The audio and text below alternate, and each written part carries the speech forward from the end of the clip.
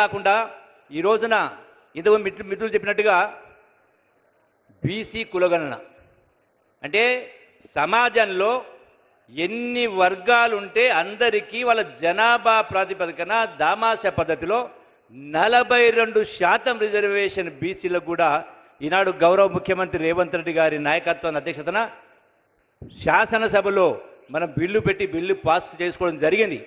ఇలా మాట్లాడే నాయకులు ఇలా కొల్లాపూర్ అయినా పాలమూరు జిల్లా అయినా రాష్ట్రంలో బీజేపీ నాయకులు మాట్లాడాలంటే దమ్ము ధైర్యం ఉంటే మొట్టమొదటగా దేశంలో ఉన్న ప్రధానమంత్రిని ఒప్పించి పార్లమెంటులో బిల్లు పాస్ చేయించాల్సిన అవసరం ఉంది. మీరు అది చేయకుండా సొల్లు మాటలు మాట్లాడే కార్యక్రమం చేస్తూ ఉంటారు. ఈ రోజున మొన్న మనం చూసినాం ఎన్నో రకాల కార్యక్రమాలు జరిగినాయి. మొన్న జరిగినటువంటి వరంగల్లో కేసీఆర్ బీఆర్ఎస్ పార్టీ మీటింగ్ పెట్టి ఈ 1.5 సంవత్సరాల కాంగ్రెస్ పరిపాలన చూస్తూ ఉంటే దుఃఖం వస్తుందని మాట్లాడాడు. నేను ఈ వేదిక ద్వారా కేసీఆర్ను ప్రశ్నిస్తూ ఉన్నా, ఎందుకు దుఃఖం వస్తుంది కేసీఆర్ గారు? ఆనాడు మీరు ముఖ్యమంత్రి పదవి చేపట్టినాడు ఈ రాష్ట్రాన్ని 64 సంవత్సరాల పాటు 22 మంది ముఖ్యమంత్రి పరిపాలించారు కాంగ్రెసు. అందులో ఎన్టీ రామారావు గారు, చంద్రబాబు నాయుడు గారు. అంటే 65 సంవత్సరాలు 22 మంది ముఖ్యమంత్రి పరిపాలన చేస్తే ఈ రాష్ట్రం పైన ఉన్న అప్పు 75,000 కోట్ల రూపాయలు. ఈ 75,000 కోట్ల రూపాయల అప్పుకు మీరెట్లయితే మహిళలు కానీ రైతులను బ్యాంకులు అప్పు తెచ్చుకుంటారో ప్రభుత్వం కూడా బ్యాంకుల ద్వారా, ప్రపంచ బ్యాంకు ద్వారా, రిజర్వ్ బ్యాంకు ద్వారా అప్పు తెచ్చుకుంటుంది.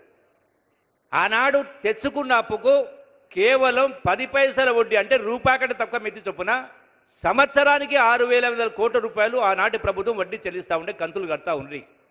కానీ ఈనాడు రేవంత్ రెడ్డి గారు ముఖ్యమంత్రి అయిన తర్వాత ఈ 18 మాసాల కాలంలో కేసీఆర్ 10 సంవత్సరాల పాలనలో 75,000 కోట్లు అప్పు పోయి 8 లక్షల కోట్లు అప్పయింది. 8 లక్షల కోట్లు అంటే 10 అంతలు అప్పు చేసినావు. సంవత్సరానికి 6,500 కోట్లు పోయి ఇలా నెలకు 6,500 కోట్ల రూపాయల వడ్డీ కట్టాల్సి వస్తూ ఉంది ఈ ప్రభుత్వము. కట్టింది కూడా సుమారుగా 1,20,000 కోట్ల రూపాయలు ఈ 16 మాసాల కాలంలో. అంటే ఇంత ఆర్థిక దుర్భర పరిస్థితి ఉన్నా కూడా ఈనాడు ఇన్ని కార్యక్రమాలు చేస్తూ ఉంటే ఏమంటాడు కేసీఆర్? ఎక్కడ పోయింది మీ బంగారం, తులం బంగారం అని మాట్లాడతాడు. ఎక్కడ పోయింది 2,500 రూపాయల పెన్షన్ మాట్లాడతాడు. ఈ ప్రభుత్వం వచ్చి కేవలం 16 మాసాలు 17 మాసాలు అయింది.